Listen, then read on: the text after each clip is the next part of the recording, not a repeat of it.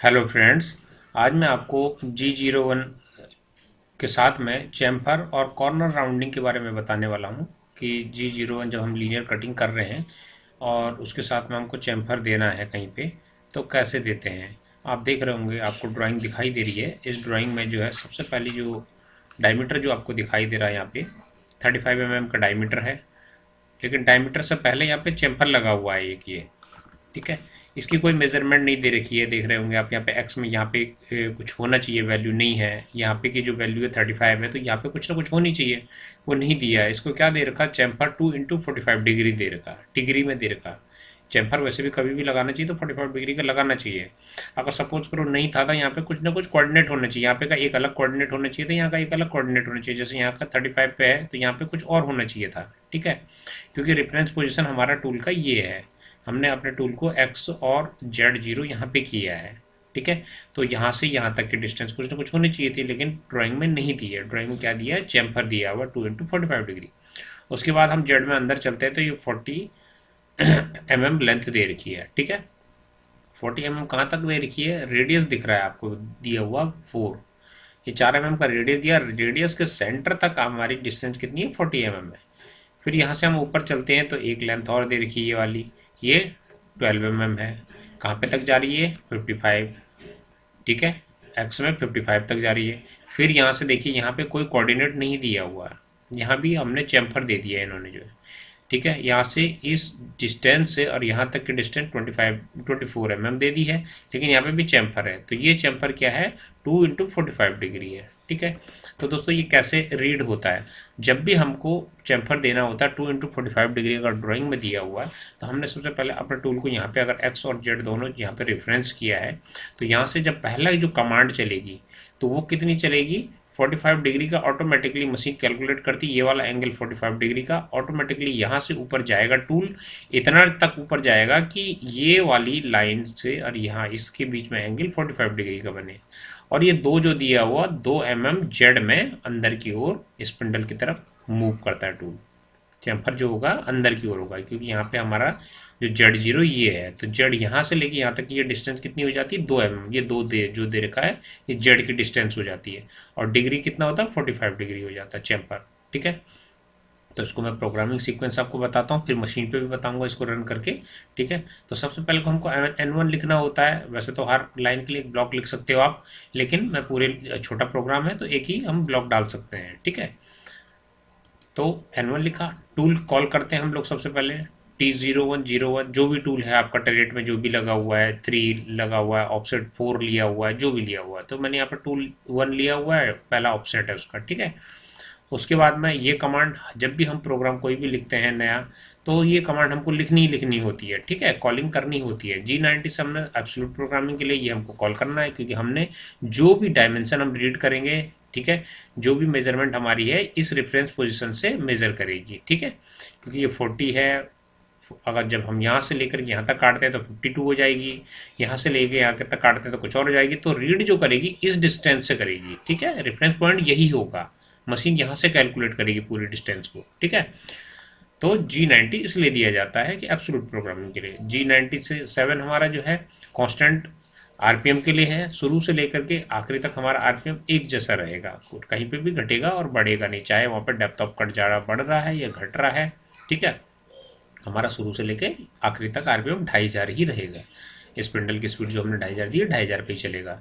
G90 feet पर minute, G94 हमारा feet पर मिनट के लिए हम यूज़ करते हैं। ठीक है, फीट जो हमारी होगी पर मिनट के हिसाब से होगी कि 1 मिनट में टूल हमारा स्पिंडल की तरफ रेफरेंस पोजीशन से कितना मूव किया।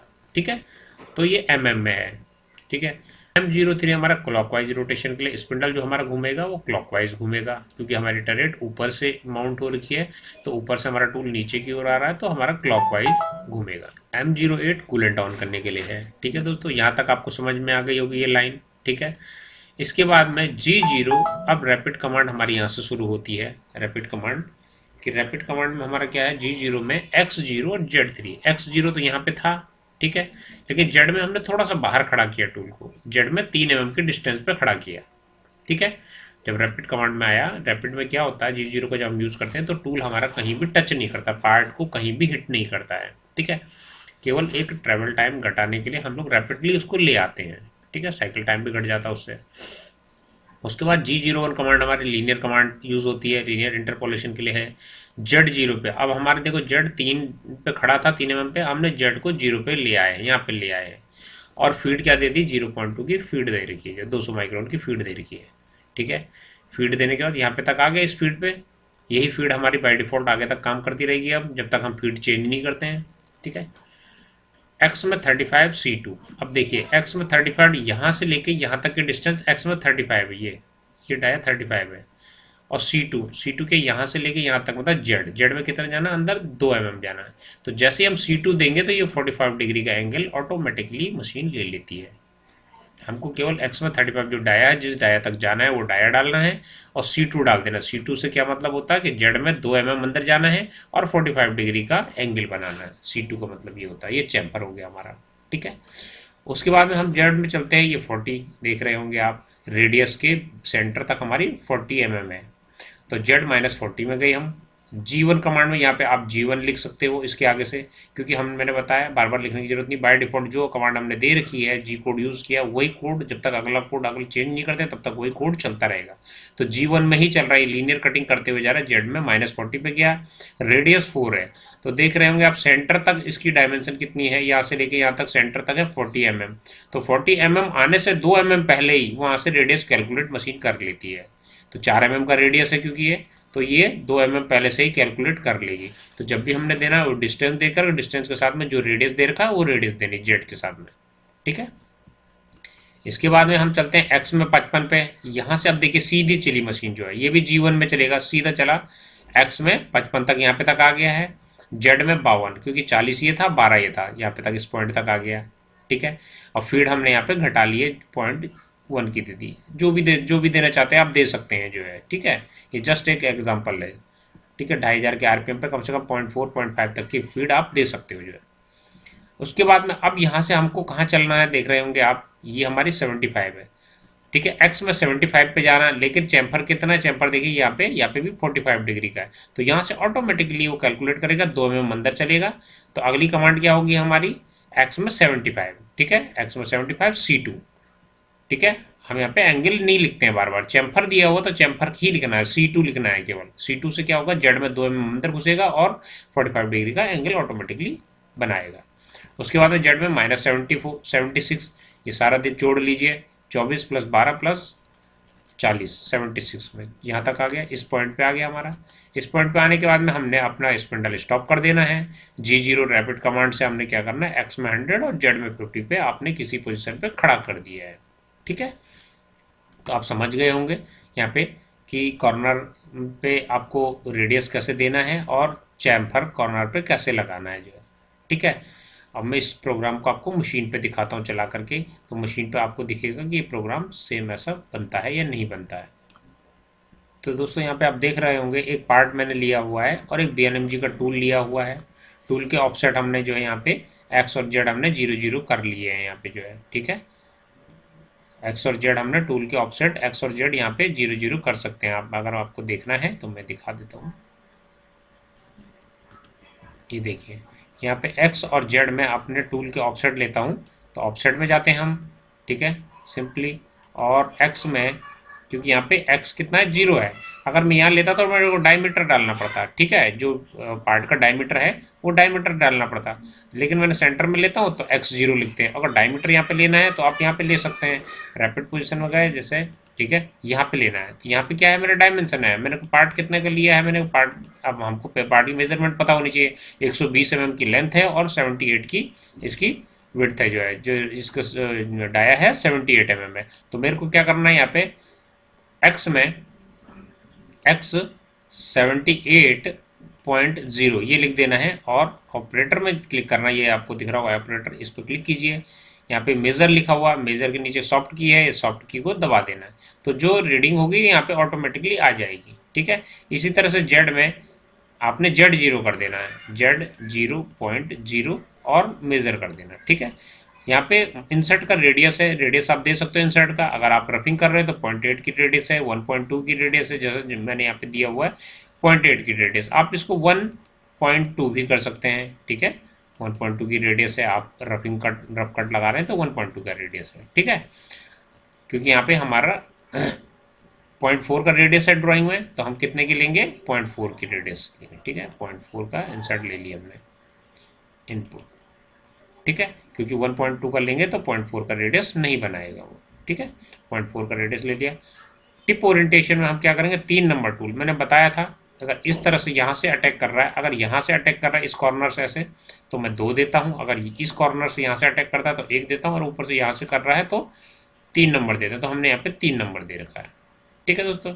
अब प्रोग्राम में चलते हैं। प्रोग्राम हमने वो लिखा हुआ है यहाँ पे, ऑलरेडी डाल रखा है, छोटा सा प्रोग्राम है जो मैंने अब अभी आपको दिखाया जो है ड्राइंग के साथ में, ठीक है। हम यहाँ पे टूल को रेफरेंस कर लेते हैं, जेड में हमने टूल को रेफरेंस कर लिया, ठीक है। ये जा चुका है। अब आपको मैं इसको जूम करके दिखाऊंगा। ये पार्ट है, ठीक है। हम इसको ऑटो मोड में कर देते हैं, मशीन को रिसेट कर देते हैं, और इसको दिखाता हूँ मैं आपको ब्लॉक डिलीट मोड में, ठीक है। कोऑर्डिनेट आप देखते जाइए, एक्स और जेड में मूव हो रही मशीन। एक्स में 0 और जेड में 3 mm पे खड़ी हो जाएगी मशीन। देख रहे होंगे आप यहाँ पे काफ़ी डिस्टेंस है, बाहर खड़ा है टूल जो है, देख रहे होंगे, ठीक है। ये 3 mm बाहर खड़ा हो रखा है टूल जो है पार्ट से। उसके बाद में G01 Z0 और 0.2 की फीड से चिपक जाएगा, देखिए ये आ गया, Z0 पे आ गया। उसके बाद में एक्स में 35 सबसे ऊपर जो डाया था वो डाया पे जाना है, पहला डाया था एक्स में 35, और C2 चैम्फर डालेगा, जेड में -2 जाएगा। ये देखिए 45 डिग्री का ऑटोमेटिकली एंगल बनाएगा, और जेड में -2 mm जाएगा, ये चला गया, खड़ा हो गया। जेड में -40 जाएगा, रेडियस 4 का रेडियस बनाएगा।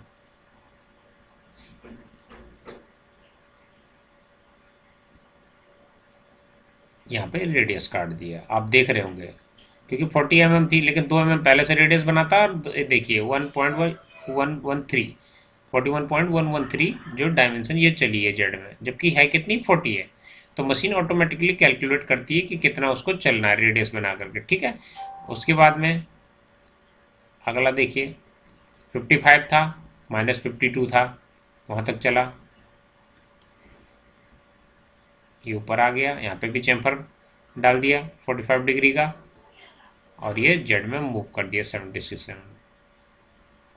M05 से हमारा स्पिंडल स्टॉप हो गया, और G0 रैपिड कमांड से टूल हमारा वापस मूव कर गया, ठीक है दोस्तों। तो ये देख रहे होंगे आप, क्लियर विजन से पाथ भी आपको दिखाई दे रहा है टूल का, कैसे चला है टूल, किस तरह से चैम्फर डालते हैं और रेडियस देते हैं। तो आपको वीडियो उम्मीद है पसंद आई होगी। अगर पसंद आई तो प्लीज़ लाइक कीजिए, शेयर कीजिए एंड सब्सक्राइब कीजिए, और ज़्यादा से ज़्यादा लोगों तक पहुँचाइए जो है, क्योंकि शेयर करने का कोई पैसा नहीं लगता है, ठीक है दोस्तों। तो आज के लिए इतना ही, थैंक यू।